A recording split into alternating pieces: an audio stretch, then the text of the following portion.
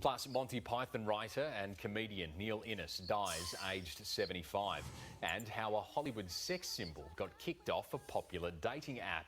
But first, Joshua Dorr is here with sport. Josh, Ash Barty says she's preparing for an even bigger year next year. Michael, it's hard to imagine how Aussie Ash could top such a stellar 2019. But our world number one already has her New Year's resolution down pat. The Wildcats lose their skipper, but for how long? And fireworks aplenty as the Glory's golden run continues. It's the biggest new tournament in... After a year she'll never forget, Ash Barty is setting herself for an even greater 2020. The world number one begins her charge at the Brisbane International, where her biggest rivals await. Ash Barty sent tongues wagging this year, and she's savouring every last second. Hanging on to these last few hours of today just to soak it all up and live it all up. The 23-year-old isn't feeling the pressure ahead of a new season.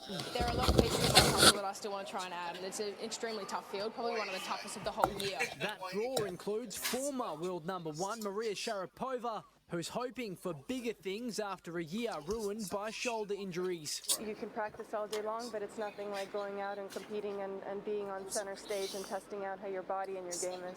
Team Russia are on the same wavelength ahead of Friday's ATP Cup opener. Daniil Medvedev warning he's ready to have a dip at breaking up the game's big three. Time is coming, but I don't know when it's going to come. We just try to do our best to try to beat them every time we play them. Perth's Matt Ebden can't wait for 2020. Even the last probably week or two, playing with all these guys who are here, and guys in the top 30, 40, I've been playing sets and I'm coming out on top nearly every time. Burnt out, the Aussie called his season off early to rediscover his love of the game, working with new coaches to better manage his body. The 32-year-old confident he can return to the top 100. None of that sort of scares me anymore. I know the quality I can bring, week in, week out, month in, month out, and it's just a matter of sustaining that again for the full season. He heads to Canberra with hopes of an Australian Open wildcard still alive. Jimmy Williams, 9 News.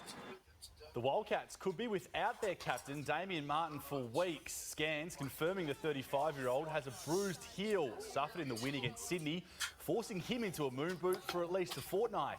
We're confident with the lineup that we got. We can cover. Obviously, he's the best defensive player in the league that you can't cover, but it certainly gives other guys an opportunity to step up. Their road trip continues in Adelaide tomorrow, who have problems of their own, hiring a specialist psychologist to try and help them out of a mid-season slump. Bring out the rhetoric and get what's going on in the underbelly of what our team's about and who we are. If you don't know what's ugly about you, you can't know what's good about you. The 36ers did have the Cats measure earlier this month, but have lost their last 3 games. For 15 years, Shane Warne tormented the world's best batsman. Now he's training Australia's latest leg-spinning weapon. Mitchell Swepson is on the verge of a call-up for the Sydney Test and says Warney has him ready to seize the moment. In a squad of stars, 9 News. Marcus Stoinis has shaken off any injury concerns after being struck by a brutal bouncer in the Stars' clash with the Hurricanes. The West Aussie giving the thumbs up following his lucky escape. I was like, this next ball's so important for me. I need to show that I'm ready to go. I need to switch back on. That's what we train for. I mean, we spend our life in the nets against like guys like Paddy Cummins and Mitchell Starc. So, look, you got to be sharp. You got to get back on.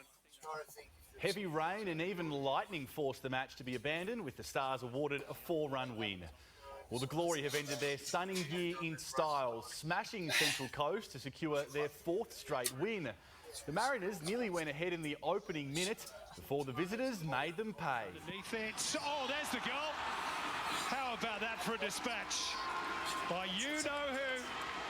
Diego Castro scores at one of the few grounds where he's never done so before. Joel Chianese and Bruno Fornaroli keeping up their goal-scoring form to seal a comfortable 3-0 win. A great way to end 2019 for the reigning premiers. It's certainly been a big year in sport. We've seen Barty's brilliance, the Ashes win, a Wildcats title, and that Fyfe Brownlow, of course, and the PGA final with Hannah Green, just to name a few. We've enjoyed bringing you all those stories, and hopefully there's some more in 2020, Mike. I thought you were going to keep going there. You could. A 4-day test, that's an issue that's being discussed. What are your thoughts on shortening test matches from 5 days down to 4? I'm a traditionalist. Keep them at 5 days. It's what the fans are used to, and they've got T20 in the 1 day for those short formats. Good answer. And Damien Martin, that's not good, but Stoinis, he's okay. That was brutal. He's okay. That was one of the most brutal bounces you've seen. He's worn a few after that Shield game. It was cancelled at the MCG a few weeks ago, so I think he'll be looking for a bit of a calmer 2020. He's got a hard noggin. To Matthew Ebden, good luck to him as well. He's a good man. A big season coming up. Happy New Year to you, Mike. Yeah, you also. I'll see you here tomorrow, though. Will do. Thanks, yeah. Mike. See you, Josh. How one of Hollywood's